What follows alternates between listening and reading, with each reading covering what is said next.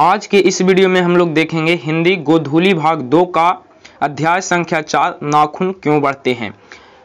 आज के इस वीडियो में इस अध्याय से जितने सारे भी ऑब्जेक्टिव क्वेश्चन बनते हैं हम सारे ऑब्जेक्टिव क्वेश्चन इस वीडियो में बताने का प्रयास करेंगे। तो वीडियो अगर अच्छी लगे तो इसे लाइक करिएगा और चैनल पे पहली बार आए हैं और अभी तक चैनल को सब्सक्राइब नहीं किए हैं तो चैनल को सब्सक्राइब करके साथ में बेल आइकन वाले बटन को दबा दीजिएगा ताकि जब भी हम वीडियो अपलोड करें तो उस सभी बातों का नोटिफिकेशन आपको पहुंच जाए। तो चलिए शुरू करते हैं। तो सबसे पहला आज का इसमें सबसे पहला जो क्वेश्चन है वो है कि महाभारत जो है क्या है। महाभारत क्या है? ऑप्शन ए उपन्यास है, ऑप्शन बी कहानी है, ऑप्शन सी शास्त्र है और ऑप्शन डी पुराण है। महाभारत जो है एक प्रकार का क्या है? तो महाभारत जो है एक प्रकार का पुराण है। तो इसलिए पहला का right answer option number D हो जाएगा। महाभारत एक प्रकार का पुराण है।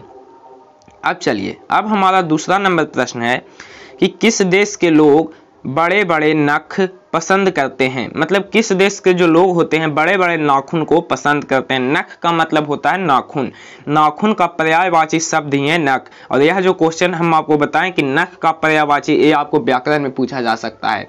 तो हमारे एक एक बात का ध्यान रखिएगा, एक एक शब्द जो बोलते हैं वो इम्पोर्टेंट होता है। तो वीडियो को बहुत ही कंसंट्रेशन के साथ देखिएगा। तो किस देश के लोग बड़े बड़े नख को पसंद करते हैं तो वो हो जाएगा गौड़ देश के लोग। दूसरा का right answer option number A, Gauda देश के लोग जो होते हैं बड़े बड़े नख को पसंद करते हैं। अब हमारा 3 नंबर क्वेश्चन है कि हिरोशिमा कहाँ स्थित है। हिरोशिमा यह जो प्लेस है, यह जो जगह है बहुत ही फेमस जगह है क्योंकि अमेरिका के द्वारा हिरोशिमा और नागासाकी पर फैट मैन और लिटिल बॉय नामक बम गिराया गया था, जिससे जापान की जो हालत हो गई थी बहुत ही दयनीय हो गई थी। तो इस कारण से हिरोशिमा और नागासाकी 2 स्थान जो है जापान का वो बहुत ही फेमस है। तो हिरोशिमा कहाँ स्थित है तो वो हो जाएगा जापान में, ऑप्शन नंबर डी। तीसरा का right answer option number D, Hiroshima कहाँ स्थित है तो ऑप्शन नंबर डी जापान में। अब हमारा 4 नंबर क्वेश्चन होगा कि कौन जो होते हैं छोटे छोटे नखों को पसंद करते थे। कौन जो होते थे मतलब किस तरफ के लोग, किस देश के लोग जो होते थे छोटे छोटे नाखून को पसंद करते थे। तो इसका आंसर हो जाएगा मध्य देशीय। मध्य देश में रहने वाले लोग जो होते थे छोटे छोटे नाखून को पसंद करते थे, ना कि बड़े बड़े नाखून को। तो 4 नंबर प्रश्न का option number D right answer है। छोटे छोटे नख को पसंद कौन करते थे तो मध्य देशीय लोग, मध्य देशीय लोग। अब हमारा 5वां क्वेश्चन होगा कि नाखून क्यों बढ़ते हैं। नाखून क्यों बढ़ते हैं किस प्रकार का निबंध है। नाखून क्यों बढ़ते हैं किस प्रकार का निबंध है। तो यह जो है एक प्रकार का ललित निबंध है। यह जो है एक प्रकार का ललित निबंध है, इसलिए 5वां का राइट आंसर ऑप्शन नंबर ए हो जाएगा। नाखून क्यों बढ़ते हैं एक प्रकार का ललित निबंध है। तो 5 का राइट आंसर ऑप्शन नंबर ए हो जाएगा। 6 नंबर क्वेश्चन है कि दधीची की हड्डी से क्या बना था। दधीची की हड्डी से क्या बना था। और जो लोग इस चैप्टर नंबर 4 का सब्जेक्टिव पार्ट वीडियो नहीं देखे हैं तो वो सब्जेक्टिव पार्ट वीडियो भी देख लें, हम इसका लिंक डिस्क्रिप्शन में दे देंगे। तो दधीची की हड्डी से क्या बना था तो इसका ऑप्शन ए है तलवार, ऑप्शन बी है त्रिशूल, ऑप्शन सी है इंद्र का वज्र और ऑप्शन डी है कुछ भी नहीं। तो इस प्रश्न का उत्तर हमें आपको कमेंट बॉक्स में कमेंट करके देना है। चूंकि आप सभी लोग जानते हैं कि हम वीडियो में किन्हीं एक प्रश्न का उत्तर अपने कमेंट्स बॉक्स में पूछते हैं और देखते हैं कि कितने बच्चे जो होते हैं, कितने छात्र सही आंसर दे रहे हैं।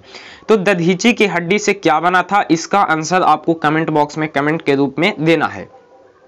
चलिए हम नेक्स्ट क्वेश्चन देखते हैं। नेक्स्ट क्वेश्चन है क्वेश्चन नंबर 7, महावीर प्रसाद द्विवेदी का जन्म कब हुआ था। महावीर प्रसाद द्विवेदी का जन्म कब हुआ था।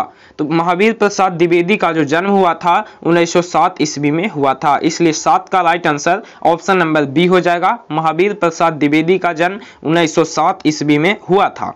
अब हमारा 8 नंबर क्वेश्चन होगा कि हजारी प्रसाद द्विवेदी का जन्म कब हुआ था। वो तो था कि महावीर प्रसाद द्विवेदी का जन्म कब हुआ था तो 1907 ईस्वी में, ठीक है। अब कहता है कि हजारी प्रसाद द्विवेदी का जन्म कब हुआ। तो हजारी प्रसाद द्विवेदी का जो जन्म हुआ था 1907 ईस्वी में ही हुआ था।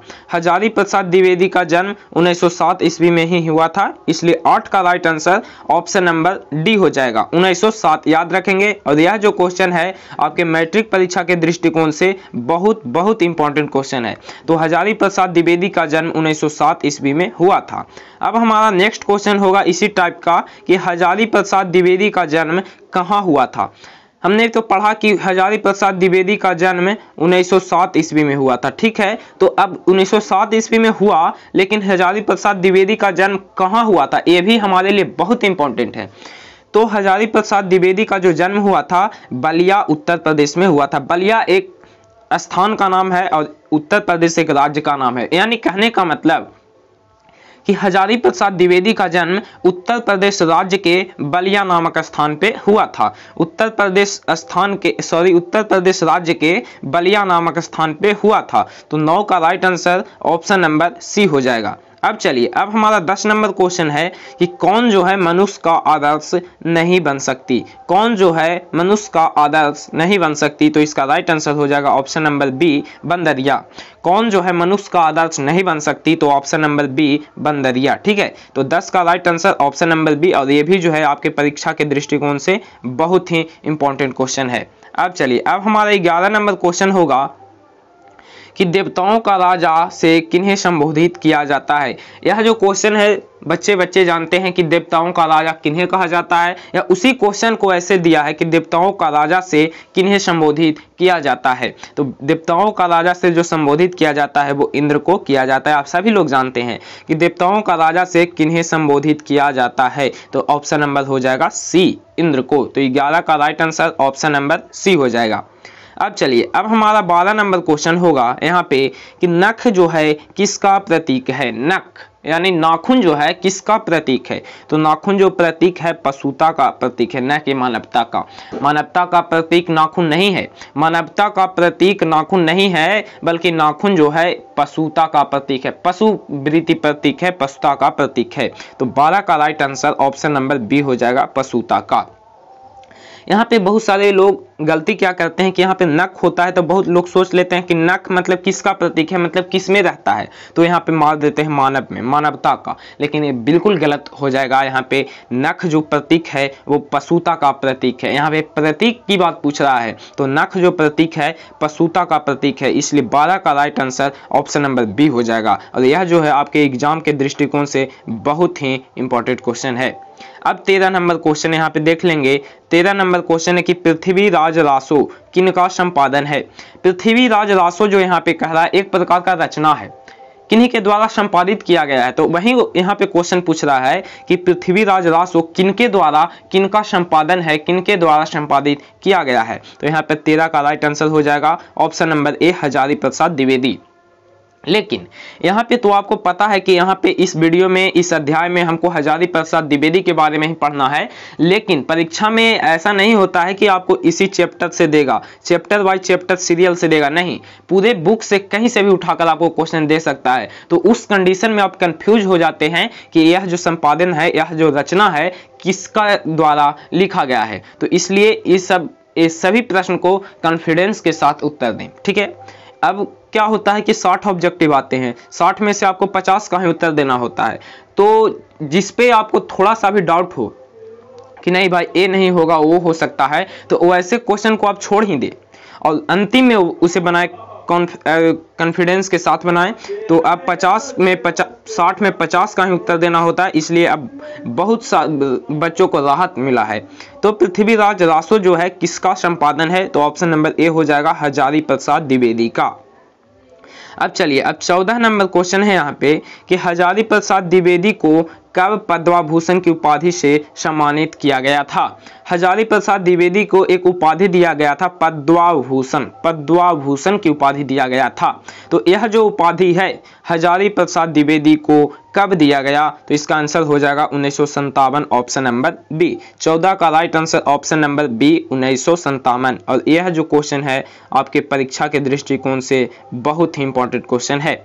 हजारी प्रसाद द्विवेदी को पद्मभूषण की उपाधि से सम्मानित कब किया गया, तो 1957 ऑप्शन नंबर बी। अब चलिए, अब हमारा 15 नंबर क्वेश्चन हो जाएगा कि अशोक के फूल किसकी रचना है। अशोक के फूल जो है किसकी रचना है, तो अशोक का फूल ऑप्शन नंबर सी हजारी प्रसाद द्विवेदी की रचना है। अशोक के फूल के रचनाकार हजारी प्रसाद द्विवेदी जी हैं। तो 15 का right answer option number C हो जाएगा। अब हमारा 16 नंबर क्वेश्चन कहता है कि लेखक के अनुसार मनुष्य के नाखून किसके जीवंत प्रतीक हैं। लेखक के अनुसार मनुष्य के नाखून जो है किसके जीवंत के प्रतीक हैं, मतलब जीवंत का संधि विच्छेद होता है जीवन प्लस अंत जीवंत। तो लेखक के अनुसार मनुष्य के जो नाखून है किसके जीवंत प्रतीक हैं, तो हो जाएगा पाशवी वृत्ति का, पाशवी वृत्ति का। तो 16 का right answer option number C हो जाएगा, पाशवी वृत्ति का। अब हम लोग चलेंगे 17 नंबर क्वेश्चन में। 17 नंबर हमारा क्वेश्चन यहाँ पे कहता है कि हजारी प्रसाद द्विवेदी की मृत्यु कब और कहाँ हुई थी। हमने तो पढ़ा कि 1907 ईस्वी में हजारी प्रसाद द्विवेदी का जन्म हुआ था यूपी के बलिया नामक स्थान पे, लेकिन यहाँ पे हमको पढ़ना है कि उनकी मृत्यु कब हुई थी। तो 1979 ईस्वी दिल्ली में उनका जो होता है निधन हो जाता है, उनका मृत्यु हो जाता है। तो हजारी प्रसाद द्विवेदी की मृत्यु 1979 ईस्वी में दिल्ली में हुआ था, 1979 ईस्वी में दिल्ली में हुआ था। तो 17 का राइट आंसर ऑप्शन नंबर ए हो जाएगा 1979। अब चलिए, अब हमारा 18 नंबर क्वेश्चन होगा कि सहजात वृत्तियां किसे कहते हैं। सहजात वृत्तियां किसे कहते हैं, तो सहजात वृत्तियां हम लोग अनजान स्मृतियों को कहते हैं। अनजान स्मृतियों को सहजात वृत्तियां कहा जाता है। तो इसलिए 18 का right answer option number B हो जाएगा। सहजात वृत्तियां किसे कहते हैं, तो अनजान स्मृतियों को।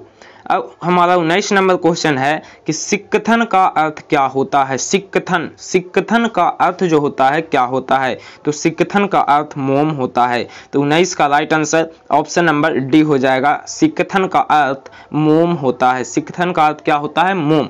तो इसलिए 19 का right answer option number D हो जाएगा।